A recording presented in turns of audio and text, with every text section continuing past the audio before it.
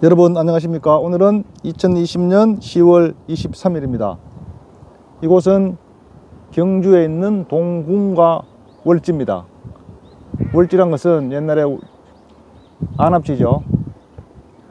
안압지에서 동궁과 월지에서 문무대왕의 시국단상 한 편 보내드리겠습니다.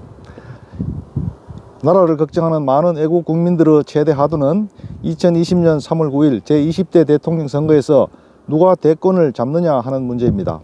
야당에서 이렇다 할 대권 주자가 안 보이는 답답한 현실에서 10월 22일 대검찰청 국정감사에서 추미애 법무부의 무법성을 작심 비판한 윤석열이 대안으로 회자되기도 합니다. 윤석열도 국정감사에서 정치인으로 변신할 가능성을 완전하게 부정하지 않았습니다. 오늘 문무대왕 시국단상의 제목은 전라도 출신 대권 잠룡에게 드리워진 불안한 그림자입니다. 10월 20일자 동아일보 종합 A6면에는 달아오르는 이이, 여기서 이이는 이낙연 대 이재명입니다.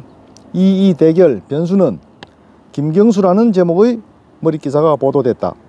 예측 불허 여 차기 대선 구도, 당대표 취임 50일 맞은 이낙연, 현안 챙기기 앞장서서 지지율 주춤, 이란 부제를 달았다. 기사의 핵심은 여권에서 그동안 대선 후보로 선두를 달리던 이낙연의 지지율이 주춤한 반면 이재명이 치고 올라와서 지지율을 역전시켰다는 것이다. 이낙연이 이재명에게 패할 수도 있다는 것이고 이재명도 김경수에게 당할 수 있다는 분석이다. 물론 전라도 출신 이낙연이 전라도 몰표와 호남정서 결집만으로 대권 주자가 된다 해도 대통령 당선은 어려울 것이란 불길한 예감이 감지되는 기사이다. 당연히 이낙연으로서는 아주 기분 나쁜 기사가 아닐 수 없을 것이다. 전라도 출신 후보는 경상도 출신에게 약하고 경상도 출신은 친문한테 약하다는 분석이다. 민심은 전심이라고 했으니 그 누가 알겠는가. 우선 김대중의 경우에서 전라도 출신 대통령의 가능성을 타진해보자. 이른바 삼김시대 전라도 맹주였던 DJ가 천신만고 끝에 대통령에 당선된 것은 전라도 몰표와 호남 정서의 결집이 만들어낸 것이 아니었다는 정치 평론가들의 분석이 설득력을 가지고 있다. 오매불망 전라도 대통령을 꿈꿔온 DJ였지만 여러 번의 출마에도 뜻을 이루지 못했다. DJ는 절치부심 끝에 강력한 경쟁자였던 집권 여당 이회창 후보의 자책골과 DJP 연합이란 묘수를 찾아내 불과 39만여 표 차로 간신히 대통령에 당선됐다. 겨우 이긴 신승이었다.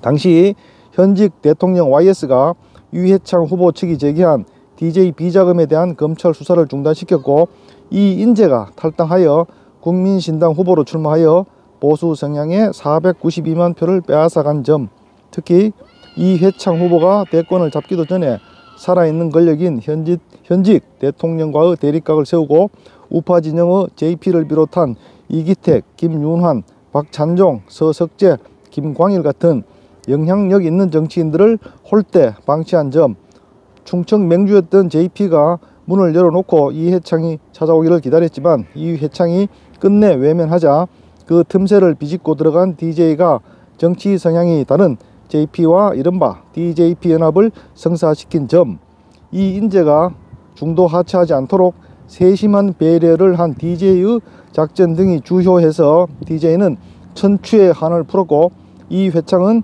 강물에 떠내려가는 오래할 신세가 되고 말았다. 여기서 보수 진영의 앞날이 어두워지기 시작한 것이다.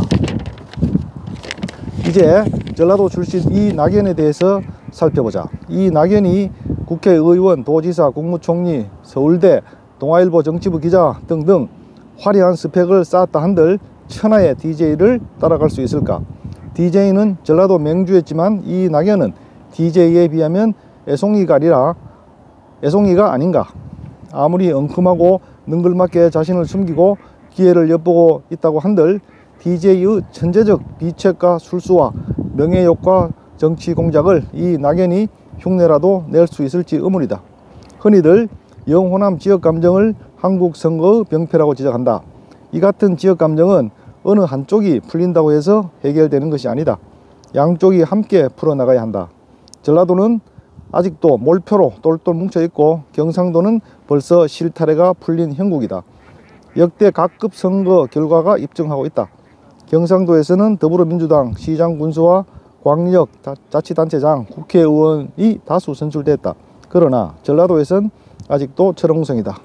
국민의힘이나 보수 우파는 전멸 상태다. 지난 대통령 선거에서 홍준표 후보는 광주 1%, 전남 2%, 전북 3%대의 지지율에 그쳤다. 이해창, 이명박, 박근혜도 10% 선에 머물렀다.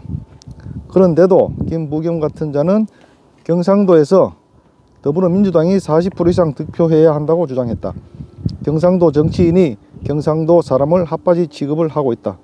경상도는 이미 20% 이상 40% 가까이 풀렸는데도 전라도만 똘똘 뭉친 상태이다. 이런 상황인데도 경상도와 다른 지역 사람들이 풀려야 된다고 주장하는 것이 과연 설득력이 있는가? 전라도 몰표와 호남 정서만으로 전라도 출신 대권 후보가 당선이 어렵다는 것은 과거 대선 결과가 말해주고 있다. 이 명박과 정동영의 대결에서도 정동영이 531만여 표차로 크게 패했다. DJ도 가신인 하나갑이 제주도 경선에서 1위를 했음에도 전라도 출신 하나갑을 버리고 경상도 출신 노무현을 선택해서 정권 재창출에 성공했다. 그래서 퇴임 후 편안했다.